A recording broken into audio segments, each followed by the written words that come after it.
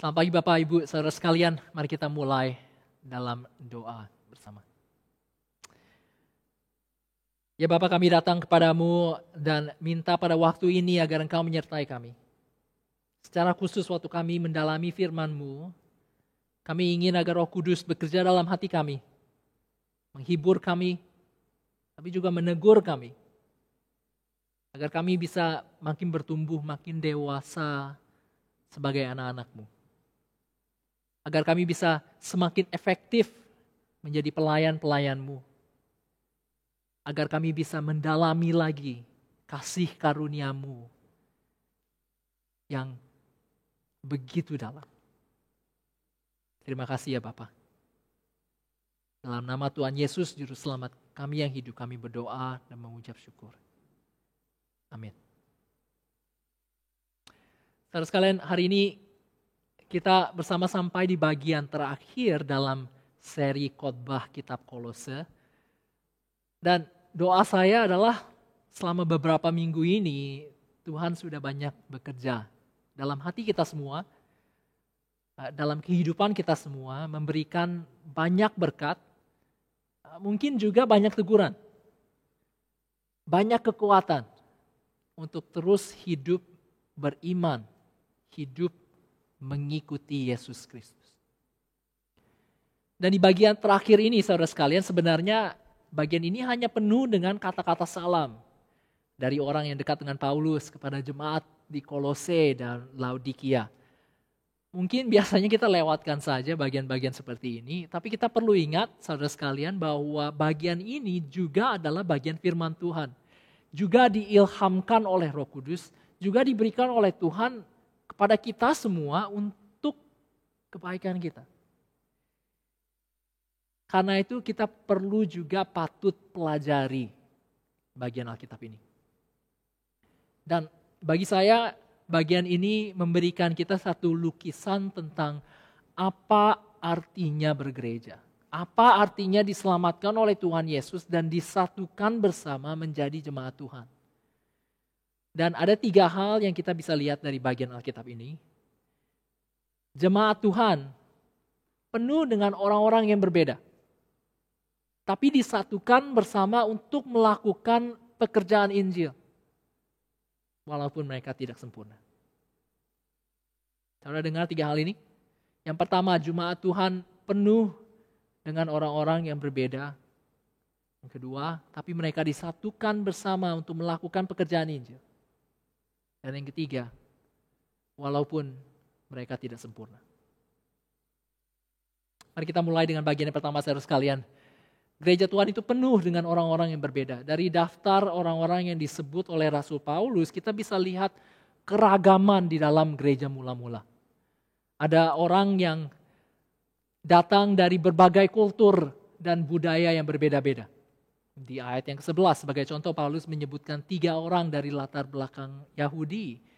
Dan jadi yang lainnya adalah orang-orang yang bukan Yahudi. Dari nama-nama mereka kita bisa tahu bahwa mereka punya latar belakang Yunani. Kita tahu mereka datang dari Timur Tengah atau di daerah Asia Kecil yang sekarang adalah Turki. Di mana Injil Kristus menyebar, semua orang dipanggil. Dan tembok-tembok ras dan budaya pun dihancurkan. Keselamatan bukan hanya untuk orang Yahudi, tapi untuk semua orang. Di jemaat mula-mula juga tentunya ada pria dan ada wanita. Di ayat ke-15 saudara sekalian ada disebutkan seorang wanita namanya Nimfa. Nah, waktu itu belum ada yang namanya gedung gereja. Jadi jemaat mula-mula bertemu di rumah-rumah. Salah satunya adalah di rumah Ibu Nimfa ini. Kita bisa bayangkan betapa repotnya saudara sekalian. Ada gereja di rumah dia setiap minggu. Mungkin beberapa hari tiap minggu. Dia harus bersih-bersih, dia harus siapkan makanan mungkin. Karena kita tahu mereka sering kali makan bersama. Saya jadi berpikir saudara sekalian dalam musim COVID ini, selama kita tidak bisa bergereja bersama di gedung gereja, kita pun mungkin perlu orang-orang atau bapak-bapak atau ibu-ibu yang mau melayani seperti Ibu Nimfa ini. Kita tidak bisa bergereja 100-200 orang, tapi kita bisa 10 orang di rumahnya Ibu A. Kita bisa 10 orang di rumahnya Bapak B. Kita di Jemaat Bahasa Inggris Kingsway, ini yang kita sedang garap bersama. Agar walaupun kehidupan gereja sedikit berubah, tetapi kita tetap bisa beribadah, tetap bisa bersekutu bersama. Ini begitu penting.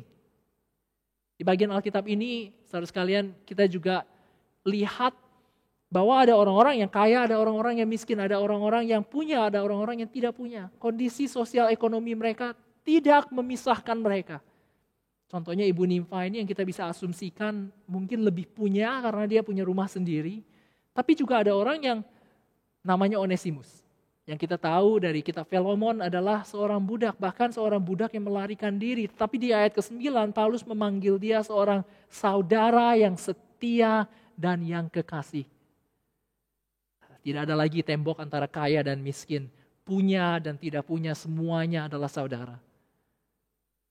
Juga saudara sekalian, ada orang-orang yang terkenal seperti Lukas di ayat ke-14. Ini Lukas yang sama yang menulis kitab Lukas dan kisah para rasul. Begitu terkenal sekali, saya rasa banyak orang yang menamakan anak-anaknya Lukas.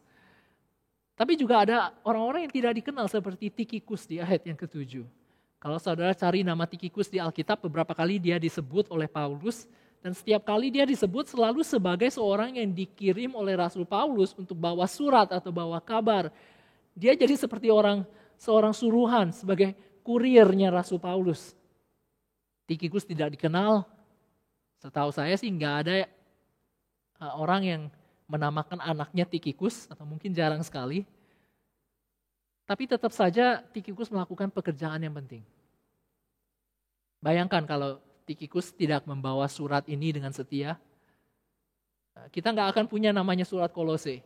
Kita nggak bakal punya juga surat Efesus. Mungkin juga surat Timotius. Hal ini mengingatkan kepada saya, saudara sekalian, bahwa apapun tugas yang Tuhan berikan kepada kita, untuk melayani jemaat Tuhan, semuanya penting dan berharga di matanya. Mungkin yang saudara lakukan hanyalah menelpon teman gereja yang sudah lama tidak kedengeran kabarnya. Mungkin yang saudara kerjakan adalah accounting untuk gereja. Mungkin yang saudara lakukan adalah membuka rumah saudara agar orang-orang bisa bergereja bersama di rumah saudara di musim COVID ini. Mungkin saudara adalah seseorang yang rajin berdoa bagi gembala-gembala gereja. Apapun yang saudara lakukan besar atau kecil, kelihatan atau di belakang layar, dipuji orang atau tidak diketahui orang, semua berharga dan tidak akan sia-sia. Kita bisa lihat saudara sekalian, dari bagian Alkitab ini, jemaat Tuhan sejak mula-mula penuh dengan keragaman. Tapi yang lebih penting lagi saudara sekalian, keragaman ini tidak memecah belah mereka. Dan alasannya adalah karena yang menyatukan mereka jauh lebih penting lagi. Kolose 3 pasal yang ke-11 sudah dikatakan, dalam hal ini tiada lagi orang Yunani atau orang Yahudi, orang bersunat atau orang tak bersunat, orang barbar atau orang skit, budak atau orang merdeka, tetapi Kristus adalah semua dan di dalam segala sesuatu. Ini yang kita lihat dari kitab Kolose, saudara sekalian. Yang menyatukan mereka adalah kesatuan mereka dengan Kristus. Hal ini juga sama dengan kita. Yang menyatukan kita adalah kesatuan kita dengan Kristus. Identitas kita sekarang sudah berubah. Kita bukan lagi orangnya Yunani atau Yahudi. Kita bukan lagi orang yang punya atau tidak punya, atau orang tua atau orang muda. Yang paling penting bagi kita semua, bagi tiap dari kita adalah kita satu dengan Kristus. Inilah yang paling penting buat kita sebagai satu gereja. Ini artinya saudara sekalian, kita bukan lagi orang Indonesia atau orang Australia. Kita bukan lagi orang timur atau orang barat, atau tradisional atau kontemporer, tua atau muda. Semua itu sebenarnya udah gak penting lagi saudara sekalian. Yang paling penting adalah kita satu dengan Kristus. Dan waktu kita berelasi dengan saudara-saudara kita di dalam gereja ini, yang kita lihat bukanlah perbedaan-perbedaan kita. Yang kita lihat haruslah kesatuan kita di dalam Kristus. Kita sebagai orang Indonesia, dan ini sebenarnya juga budaya timur sebenarnya, kesatuan itu begitu penting sekali. Kesatuan itu begitu penting. Setiap kali saya dengar dari jemaat, kesatuan gereja paling penting. Dan saya setuju sekali. Tapi yang kita perlu ingat, yang diajarkan oleh Alkitab adalah kesatuan kita adalah di dalam Kristus. Kesatuan kita adalah kita bekerja bersama agar jemaat bisa menjadi dewasa. Agar Injil diberitakan, agar Tuhan dimuliakan. Itulah kesatuan kita. Kesatuan kita bukan dalam budaya kita, bukan dalam tradisi kita, bukan dalam ras kita, bukan dalam bahasa kita, bukan dalam tata ibadah kita. Dan kalau fokus kita adalah hal-hal ini yang tidak lagi penting dibandingkan dengan Kristus, fokus kita sebagai gereja akan hilang. Kalau fokus kita adalah harus pakai baju apa di dalam gereja atau harus nyanyi lagu apa di dalam gereja, pasti fokus kita akan hilang. Kristus akan dilupakan. Dan perbedaan-perbedaan ini akan memecah belah kita. Satu hari, anak-anak saya lagi dengerin lagu-lagu dari film Frozen. Mereka nyanyi bersama, nari-nari bersama, menikmati musik bersama. Itu menyatukan mereka berdua. Tapi tiba-tiba mereka mulai berdebat tentang kata-kata lagu itu. Satu bilang, enggak, lagunya bilang ini. Yang satu lagi bilang, enggak, lagunya bilang ini. Saya juga udah nggak tahu, saya sendiri juga nggak tahu lagunya bilang apa. Mereka begitu fokus tentang hal yang nggak begitu penting. Sebenarnya akhirnya mereka nggak menikmati lagu itu lagi. Mereka stop bernyanyi, mereka stop nari-nari, menjadi berdebat.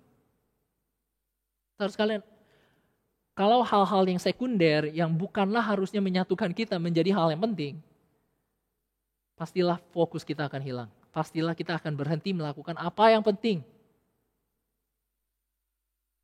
Hal yang Tuhan ingin kita lakukan bersama-sama.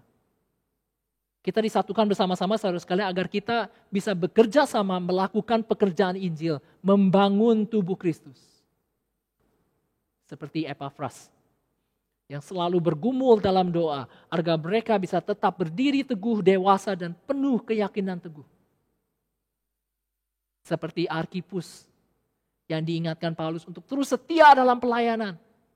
Seperti mereka semua saudara sekalian bekerja bersama membangun tubuh Kristus. Kita sudah lihat ini di pasal yang ketiga kan saudara sekalian. Diajarkan Pak Sabian waktu itu. Ini pekerjaan kita semua. Sebagai satu tubuh saling mengajar, saling membangun, saling menguatkan. Bukan hanya pekerjaan para gembala, bukan hanya pekerjaan para penatua. Tentunya mereka harus lakukan pekerjaan itu. Mereka harus memimpin kita semua dalam melakukan pekerjaan itu. Tapi ini tanggung jawab kita semua. Kita perlu satu sama lain untuk saling mendoakan. Untuk saling memberkati dengan firman Tuhan.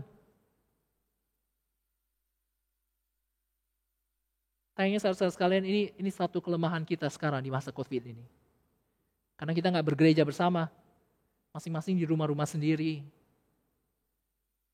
Saya masih puji Tuhan, banyak sekali yang ikut kedup-kedup di dalam pertengahan minggu dan juga setelah kebaktian.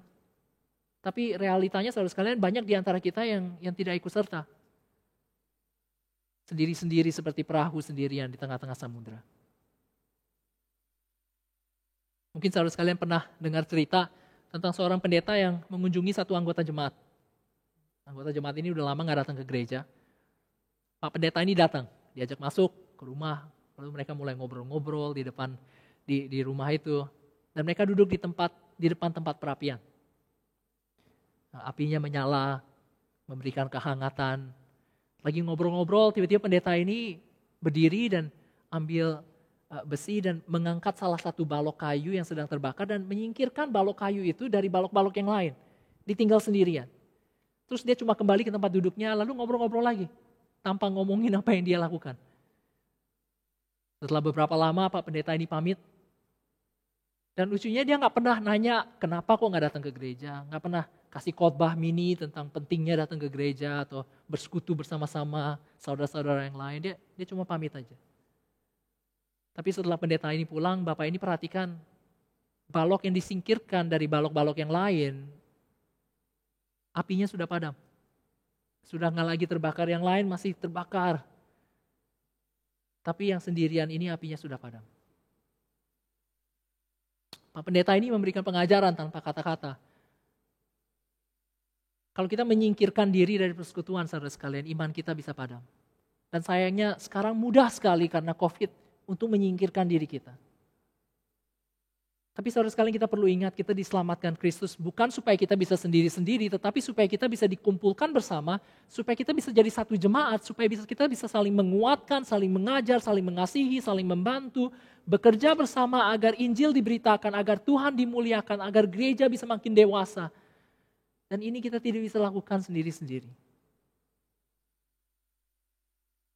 Poin yang ketiga, saudara sekalian, kita juga diingatkan bahwa jemaat ini gak sempurna. Akan ada konflik. Seperti Onesimus yang dikirim kembali ke Kolose supaya bisa berdamai dengan tuannya Filemon. Kita bisa baca itu saudara sekalian di kitab Filemon. Nah, surat yang dikirim ke Filemon bersama-sama dengan surat Kolose ini dibawa oleh Onesimus. Sekarang pun konflik bisa terjadi. Karena kita semua orang yang berdosa, tapi dalam konflik Tuhan bisa bekerja untuk mendewasakan kita semua. Juga dalam jemaat Tuhan akan ada orang yang jatuh. Seperti Demas di ayat yang ke-14, dia disebut sebagai salah satu pendamping Rasul Paulus. Tetapi di surat 2 Timotius, pasal yang ke-4 ayat yang ke-10 dikatakan Demas telah meninggalkan Rasul Paulus karena dia mencintai dunia ini. Dan kita juga diingatkan akan ada penderitaan, bahkan penganiayaan. Rasul Paulus sendiri di ayat ke-18 mengingatkan bahwa dia sedang dipenjara. Saudara-saudara sekalian, saudara kita yang di bagian dunia yang lain, mereka pun dianiaya sekarang. Baru bulan lalu 7 orang Kristen di Iran dipenjara dituduh menyebar propaganda melawan negara. Bulan ini di China, di Wenzhou, 2 gereja dirusak waktu 100 orang dari pemerintahan setempat datang untuk mengambil semua salib-salib di gereja-gereja itu. Gereja Tuhan gak akan sempurna sekarang. Tapi kita tahu Tuhan Yesus yang bangun gereja ini. Tuhan Yesus yang bangun jemaatnya, yang melahirkan jemaatnya. Dia yang menyatukan kita semua. Orang-orang yang berbeda, yang punya keragaman budaya, tradisi, ras, status sosial, dan ekonomi. Semuanya ini gak lagi penting. Karena yang paling penting adalah kita satu dalam Kristus. Dan kita disatukan agar kita bisa bergotong royong, bekerja sama, membangun gereja Tuhan. Agar tiap-tiap anggota jemaat bisa makin dewasa. Punya keyakinan teguh, tidak goyang. Agar Injil Tuhan bisa diberitakan. Agar Tuhan bisa dimuliakan. Doa saya saudara sekalian adalah gereja kita pun bisa seperti ini. Gereja yang disatukan bersama-sama di dalam Kristus. Bukan dalam hal yang lain, tapi di dalam Kristus melakukan pekerjaan Tuhan bersama. Mendewasakan gereja, mengabarkan Injil, memuliakan Tuhan. Mari kita berdoa bersama. Dan setelah ini kita akan merayakan perjamuan kudus bersama-sama. Mari kita berdoa. Ya Bapa, kami datang mengucap syukur karena Engkau menyatukan kami. Kami gak sendiri-sendiri. Tapi Engkau menyatukan kami dalam Kristus. Bukan dalam hal lain, bukan dalam budaya, bukan dalam tradisi, tapi dalam Kristus. Untuk melakukan pekerjaan Tuhan bersama. Mengabarkan Injil. Mendewasakan gereja. Dan memuliakan Tuhan. Kami tahu ya Tuhan banyak tantangan, akan ada konflik. Akan ada penganiayaan, bahkan di antara kami akan ada yang jatuh. Tapi terus kuatkan kami, terus ingatkan kami bahwa Tuhan Yesus yang bekerja dalam kami. Dan kami minta semua ini dalam nama Tuhan Yesus, Juru Selamat kami yang hidup. Amin.